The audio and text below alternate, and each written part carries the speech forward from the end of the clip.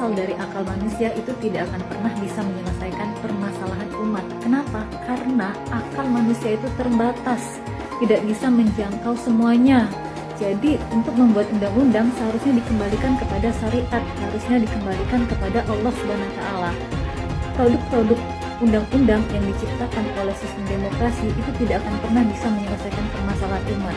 Kami minta kepada Bapak Jokowi, apakah Bapak Presiden, Bapak Kapolri sengaja udah mengadu domba anak bangsa ini?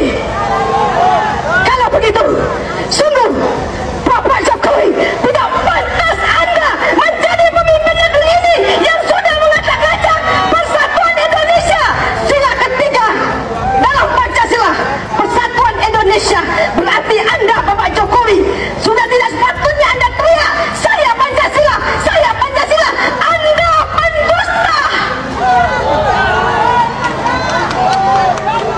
Dan kami sebagai rakyat hari ini menggugat. Kami datang jauh-jauh dari daerah ingin adanya perubahan untuk Indonesia ini. Kami bertanya, kami emak-emakmu datang ke sini pasang badan ingin perubahan untuk Indonesia ini. Kami pasang badan untuk meminta pertanggungjawaban kepada Bapak Presiden Republik Indonesia. Pak Jokowi, tolong sampaikan saya bicara dari akar rumput, dari rakyat bawah. Anda telah mengacak-acak demokrasi Indonesia ketika Anda menggolkan lewat MK anak Anda yang belum layak. Anak Anda si Gibran, Pak Jokowi, belum pantas untuk menjadi wakil presiden Republik Indonesia ini. Dia masih terlalu muda, belum punya pengalaman, belum punya keilmuan. Hai Bapak Jokowi, seharusnya Anda malu. Kenapa Anda sendiri gagal menjadi Presiden Republik Indonesia? Hari ini kami mama, ekonomi susah, dan Anda juga bersama menteri-menteri Anda mempersilahkan banyaknya TKA Cina masuk ke Indonesia, sementara anak-anak kami banyak pengangguran. Sekali lagi, hari ini kami dari akar rumput akan teriak. Kami akan teriak, Bapak Jokowi, Anda sudah gagal menjadi Presiden Republik Indonesia. Selayaknya Anda mundur. Jika hakim berlaku jujur, berlaku adil, maka tempatnya adalah di surga. Tapi ketika hakim berlaku tidak adil, tidak jujur, tempatnya ada di neraka. Sebelum neraka di akhirat, masuk dulu neraka di dunia, yaitu di penjara Cipinang. Allahu Akbar. Oleh karena itu, maka saya berharap kepada Bapak Ibu sekalian, sampai tanggal 22 hari terakhir MK harus memutuskan siapa yang bersalah, siapa yang benar. Bapak Ibu senantiasa harus ikut serta bersama-sama dengan Presidium untuk selalu meramaikan sampai 1 juta, 2 juta. Insya Allah MK akan mengubah pendiriannya kembali kepada hati nuraninya. Bersedia Bapak Ibu untuk datang berjuta sampai 1 juta, sampai 2 juta. Bawa keluarga, bawa anak istri, bawa tetangga. Mari kita bersama-sama untuk mempenjarakan Jokowi. Penjarakan Jokowi. Penjarakan Jokowi. Penjarakan Jokowi. Allahu Akbar. Allahu Akbar. Allahu Akbar. Allahu Akbar. Allahu Akbar. Allahu Akbar. Merdeka. Merdeka. Merdeka. Merdeka. Merdeka. Merdeka. Allahumma anzil alaihim malakal ladzi la yuradu anil qaumat zalimin.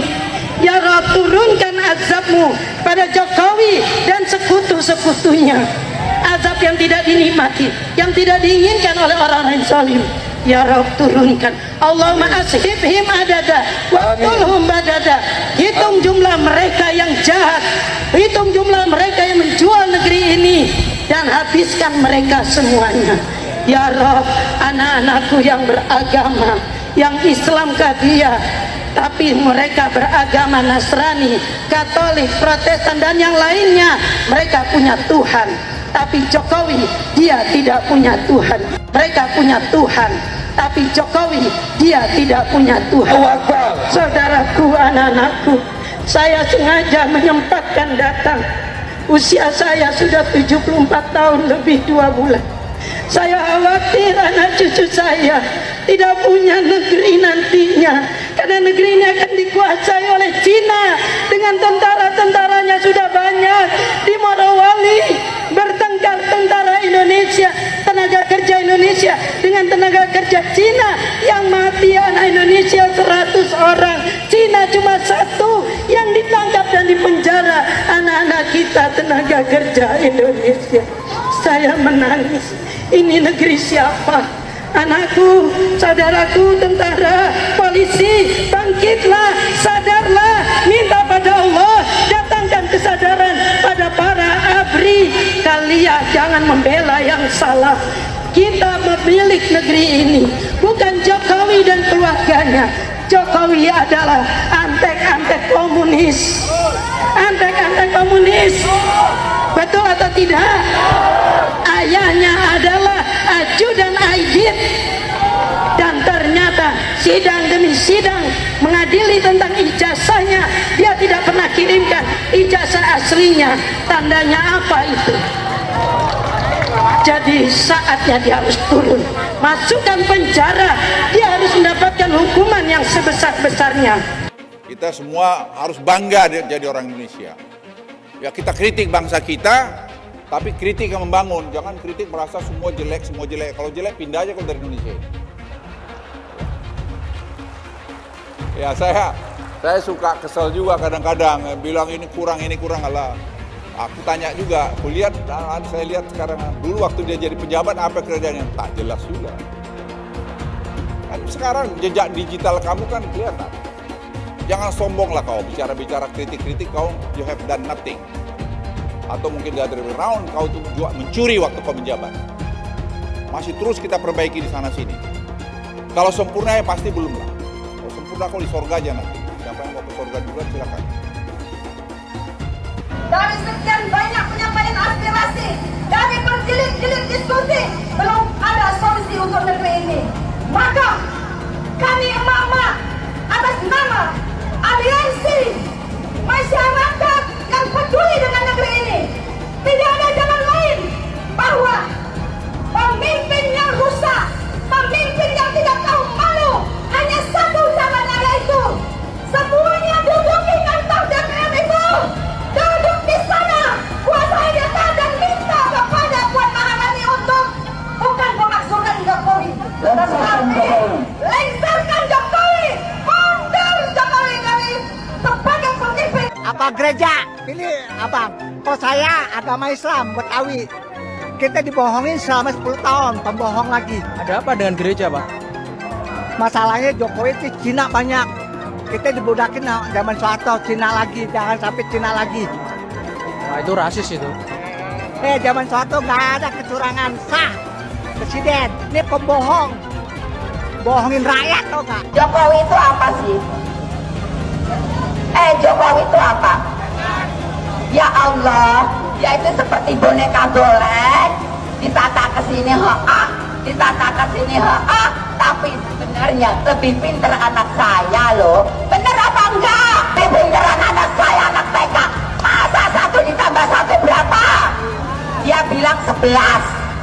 1 ditambah 1 buat 11. Otaknya di mana? Otaknya di mana? Goblok kalian, tolol kalian. Ngaku profesor, masa 1 tambah 1 kok 11? Goblok apa enggak? Tolol apa enggak? Saya menentang politik identitas karena bagi saya politik identitas dengan membawa-bawa agama itu mempermainkan agama, mengajak-ngajak orang untuk ikut demi agama, padahal yang ngajak ini sebetulnya mencari dunia, yaitu jabatan dunia. Kepada orang banyak katanya ngajak-ngajak, kalau ikut saya masuk surga, nyoblos saya masuk surga, tidak nyoblos saya neraka, tidak berhak disalati kalau mati misalnya. Ini mempermainkan agama. Mau jadi apa kita tanpa amin? Mau jadi apa kita tanpa amin. Mau jadi apa kita semua tanpa amin. Apa kata dunia Indonesia tanpa amin. Alhamdulillah pada amin. Emang yang punya surga kelompoknya pendukung Pak Anies? Hah? Iya. Ngapain lama-lama di dunia? Ngapain?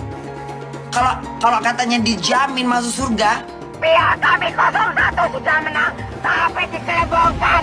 Biadab KPU, biadab KPU. Jangan pengadab KPU. Kalian keluar. Jangan jadi petunggang. Kalian tuh petunggang. Kemarin 2019 kami asli membela Prabowo, kami jadi gembel, kami tidur di jalanan pakai kardus. Tapi aku perjuangkan, dia akhirnya masuk ke tumberan yang sama. Dia apa? Dia nggak tahan dengan oposisi. Sekarang aku perjuangkan 01. Aku perjuangkan Anies Baswedan. Kami perjuangkan Bapak Anies Baswedan itu udah menang. Lawan dia. Lawan. KPU, dengarkan suara hati rakyat. Jangan pernah membuka pembicaraan atau berdebat dengan pendukung 01. Karena capek, beneran capek. Mereka itu kalau berdebat nggak apple to apple, selalu bawa-bawa agama. Seolah-olah mereka mengkotak-kotakan dirinya sebagai pendukung dengan agamanya yang kuat dan lebih soleh daripada pendukung paslon-paslon yang lain. Jadi kan percuma ya, kalau kita berdebat pun tidak debat yang nyambung. Kan mereka ini kemarin bilang bahwa Anies Baswedan ini Imam Mahdi.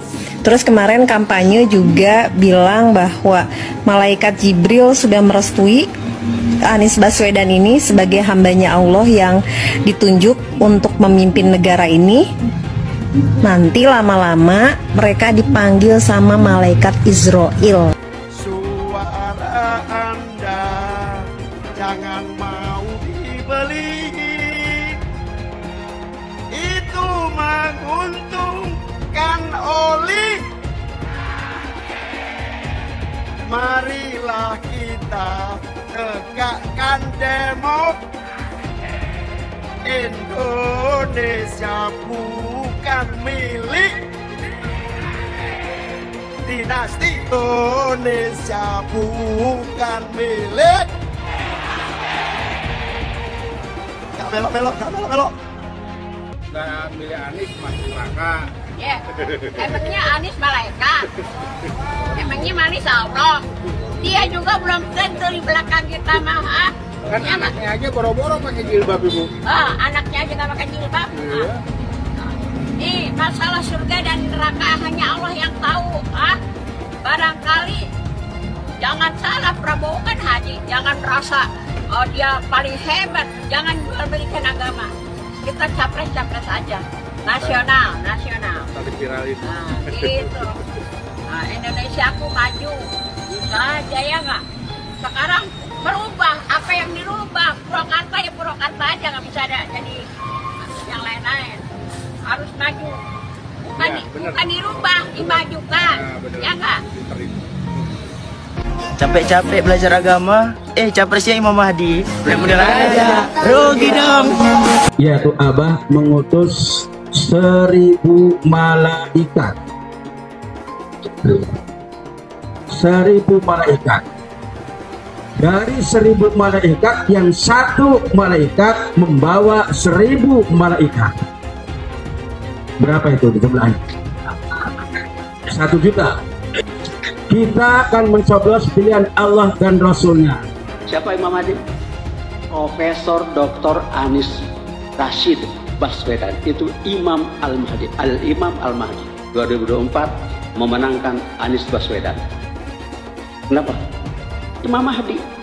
Semua sedunia kalau haram tidak mendukung Anies untuk Presiden Indonesia 2024, Dajjal. Kalau tidak memenang Anies Baswedan untuk Presiden 2024, Dajjal.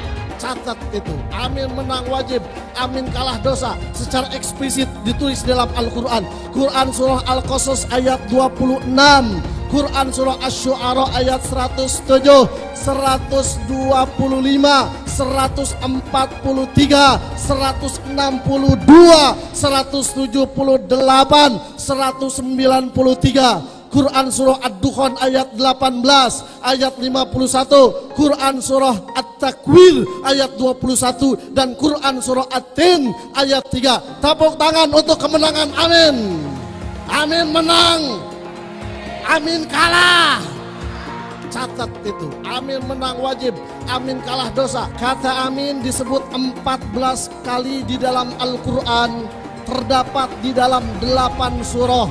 Insya Allah ini menjadi isyarat bahwa pada tanggal 14 Februari 2024 Bapak Anies akan menjadi presiden yang ke-8 dan Pak Muhaimin akan menjadi wakil presiden yang ke-14. Tepuk tangan.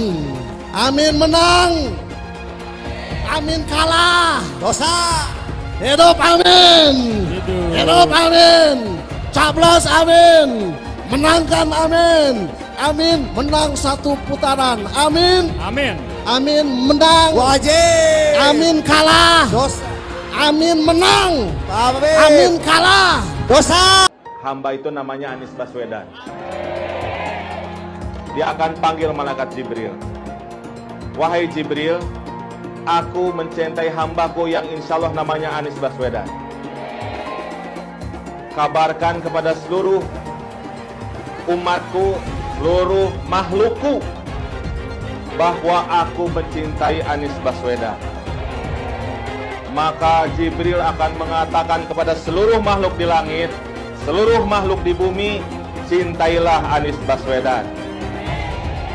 Maka insya Allah makhluk di langit dan makhluk di bumi semuanya akan mencintai Anies Baswedan dan mendoakan pada 14 Februari insya Allah Anies Baswedan Presiden Republik Indonesia. Siap Bekasi memenangkan Anies Baswedan 80%? Siap menang 1 putaran? Saya tidak mau pemimpin masa depan menyalahkan angin di kemudian hari. Anda kalau nyindir lain kali jangan pakai angin, Mas. Mau bilang lagi, jangan salahkan angin. Saya kan sampaikan soal angin ya kemarin. Angin tak ada KTP-nya. Angin itu bergerak dari sana sini. Ketika polutan yang muncul dari pembangkit listrik tenaga uap mengalir ke Jakarta, maka Jakarta punya indikator, karena itu Jakarta mengatakan ada polusi udara. Ketika anginnya bergerak ke arah Lampung, ke arah Sumatera, ke arah Laut Jawa, di sana tidak ada alat monitor. Ada orang yang bilang jangan cerita soal angin, maka dia tidak menghormati ilmu pengetahuan. Jangan sampai Indonesia jatuh ke tangan pembohong. Jangan sampai Indonesia jatuh ke tangan Anies Baswedan. Anies pintar asumsi bukan pintar bicara, tidak pintar kerja. DKI Jakarta sudah menjadi parameter Anies tidak pantas jadi presiden. Saya mensyukuri kenapa kalah, kenapa ditahan. Saya bersyukur atas itu semua. Saya coba bayangkan ya, kalau seandainya waktu itu kita menang, gitu ya, hari ini belum tentu kita bisa nikmati seperti ini. Kita bersyukur 5 tahun Tuhan izinkan kasih ke orang yang pintar ngomong untuk kerja. Coba kalau kita bayangkan gitu ya, kalau kemarin saya masih jadi gubernur, ini saya udah turun ini. Tapi yang pintar ngomong itu dikira orang hebat kan? Ini lebih berbahaya tahun 2024, langsung ketahuan karakternya. Langsung ketahuan itu. Di saya juga ada kutipan Pak di kamar saya Pak. Tulisannya, Jakarta telah mengambil keputusan yang fatal. Anies bilang dia akan membuka lapangan kerja. Yang dulu janjinya 200.000 lapangan kerja. Ternyata cuma omong kosong, alias cuma janji palsu. Soal pembangunan yang berkelanjutan.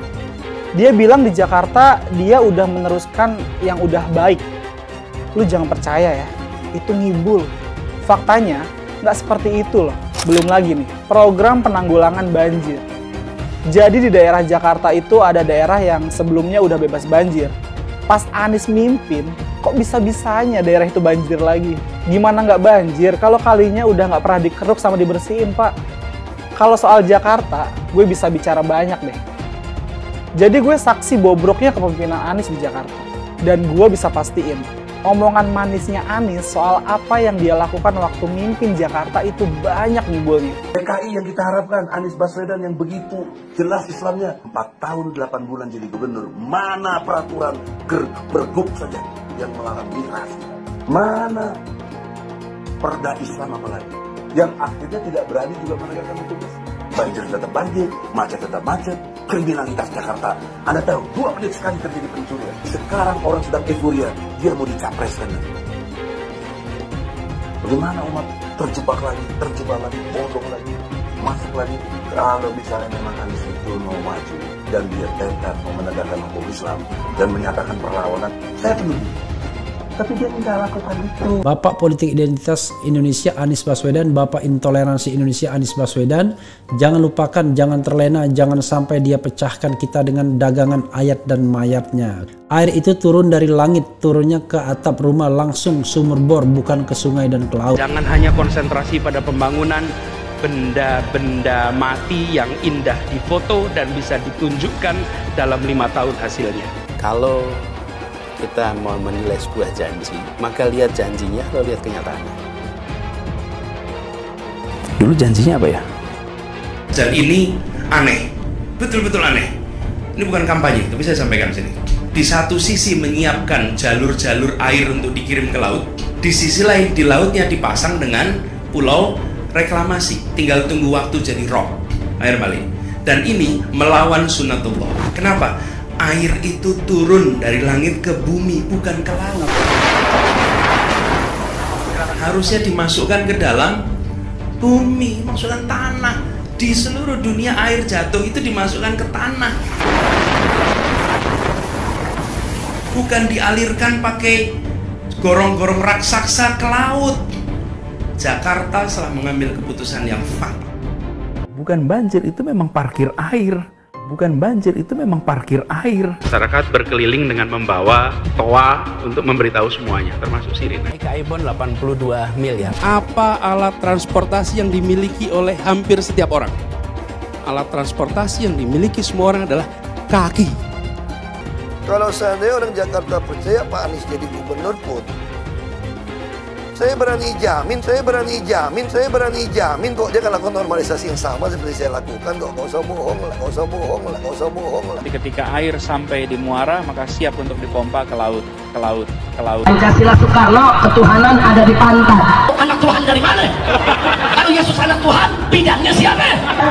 Besok di seluruh wilayah Indonesia kami katakan damai. Iblis hanya menggoda orang yang beriman. Makanya jarang-jarang orang kafir kerasukan setan. Yang kerasukan setan itu orang baik-baik. Jarang, saya belum pernah nengok Cina kerasukan setan. Pernah tak Ahok itu kerasukan setan?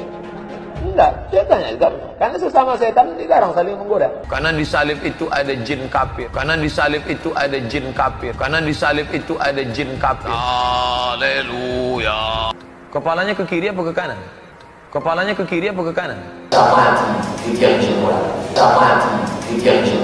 Tetap percaya salib itu lambang mulia, bukan jin.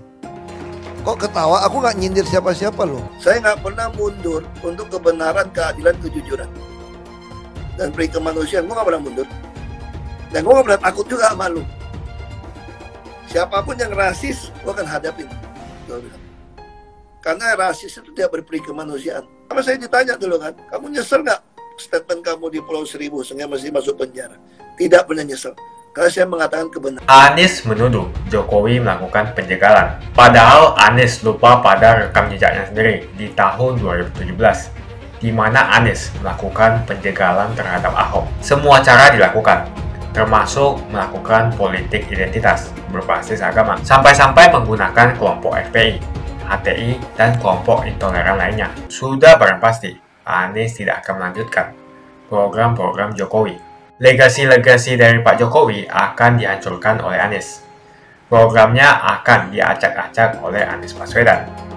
Lihat Jakarta, hancur semua.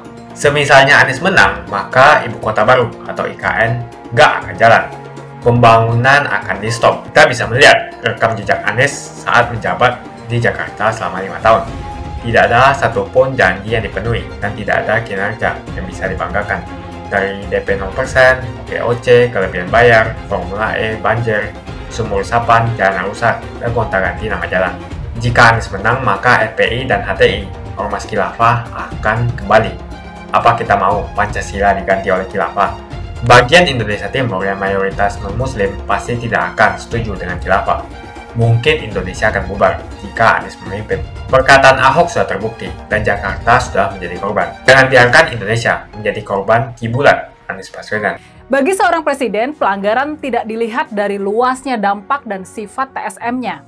Bagi seorang presiden, pelanggaran adalah pelanggaran dan itu merupakan pelanggaran terhadap sumpah jabatannya.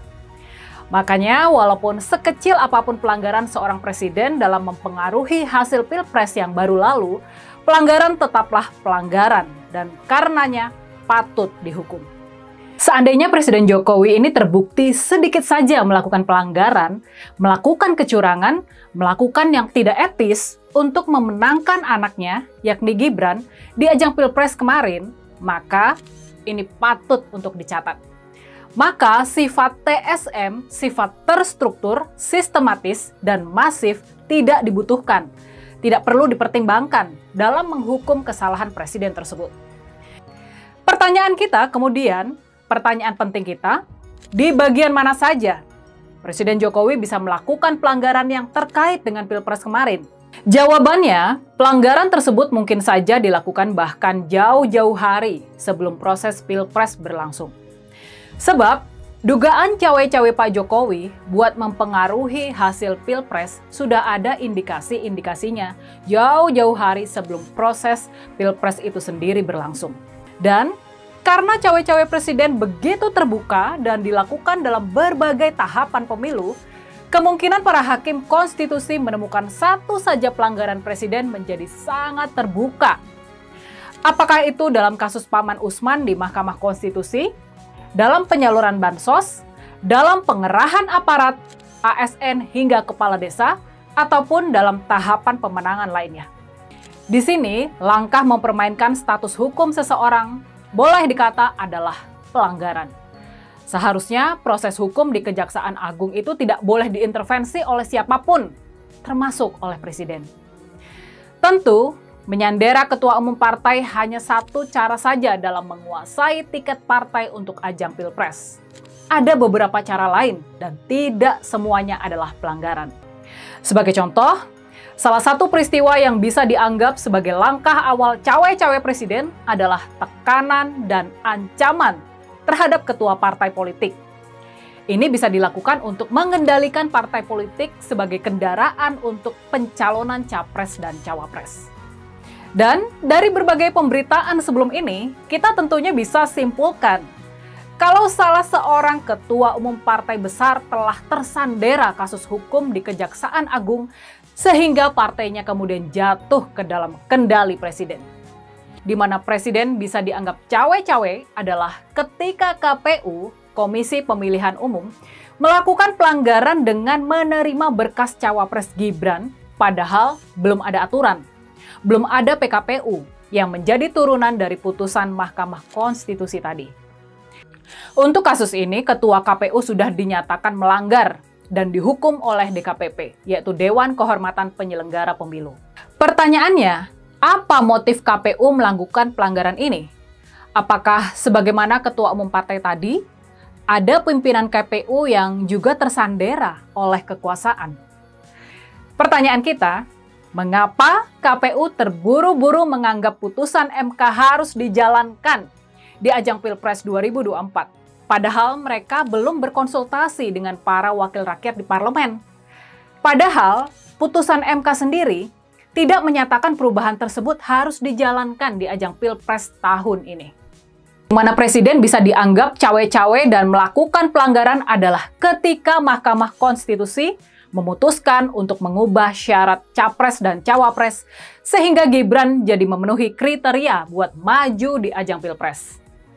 Di tahapan ini yang patut kita catat adalah kesimpulan MK-MK bahwa memang sudah terjadi intervensi kepada MK.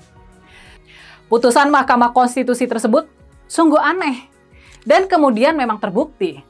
Majelis Kehormatan MK menyatakan ada intervensi terhadap Mahkamah Konstitusi dalam putusan tersebut. Paman Usman pun dikenai hukuman.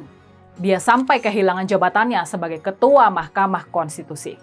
Kita lanjut ke tahapan berikutnya, yang keempat nih, yaitu dalam penyaluran bansos atau bantuan sosial. Tampaknya banyak yang tidak lazim, mungkin tidak sesuai prosedur dalam penyaluran bansos menjelang hari pencoblosan Pilpres ini.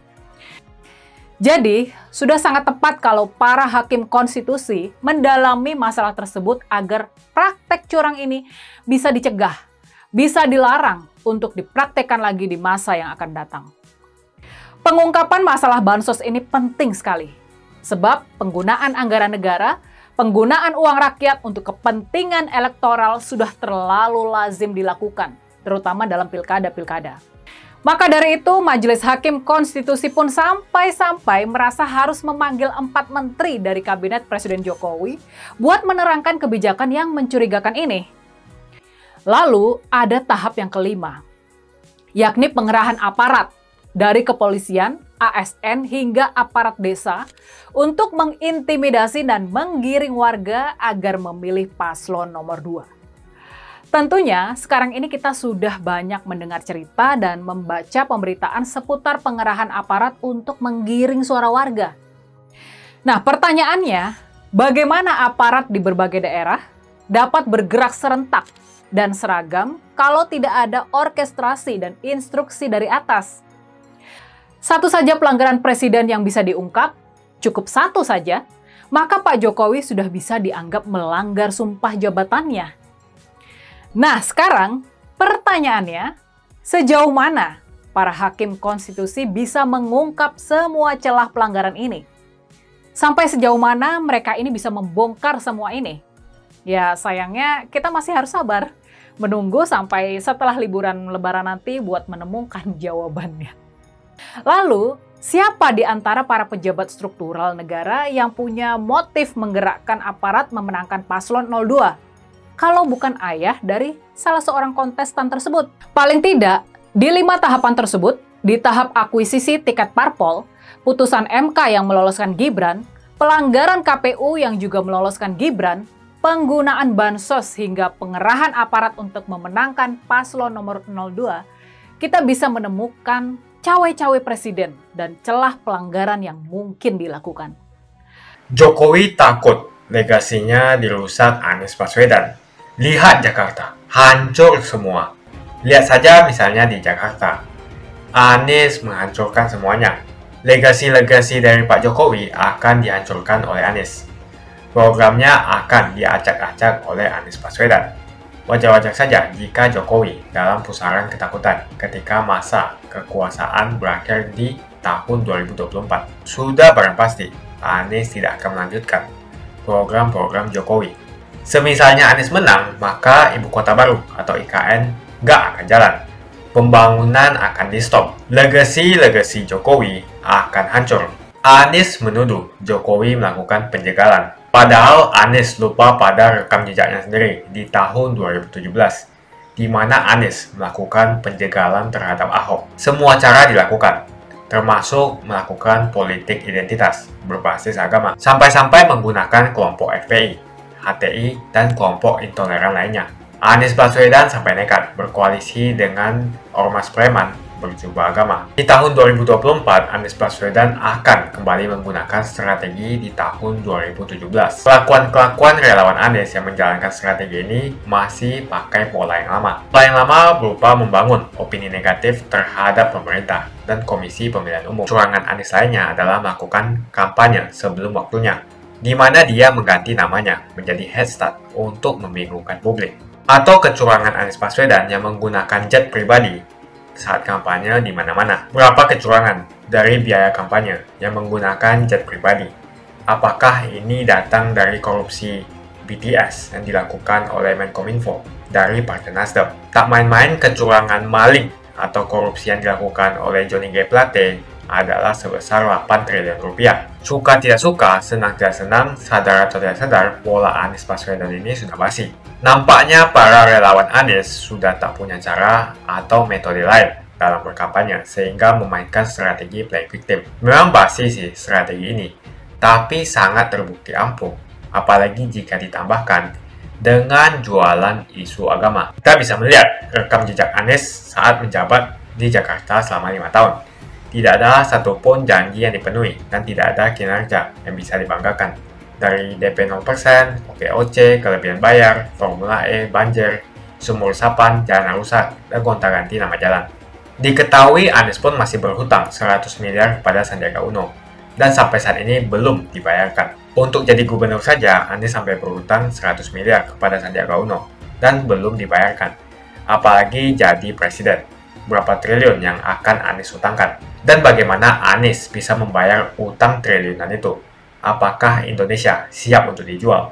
Jika Anies menang, maka FPI dan HTI, Ormas Khilafah, akan kembali. Apa kita mau Pancasila diganti oleh Khilafah? Bagian Indonesia Timur yang mayoritas non-Muslim pasti tidak akan setuju dengan Khilafah. Mungkin Indonesia akan bubar jika Anies memimpin. Perkataan Ahok sudah terbukti dan Jakarta sudah menjadi korban. Jangan biarkan Indonesia menjadi korban kibulan Anies Baswedan. Begitu saja opini saya tentang Anies Baswedan. Bagaimana opini kalian? Tuliskan di kolom komentar. Pastikan kalian semua menekan like di video ini. Dan jangan lupa bagikan video ini ke teman dan family Anda supaya mereka semua mengetahui tentang informasi ini. Tekan tombol subscribe dan bunyikan lonceng notifikasi supaya kamu tidak ketinggalan.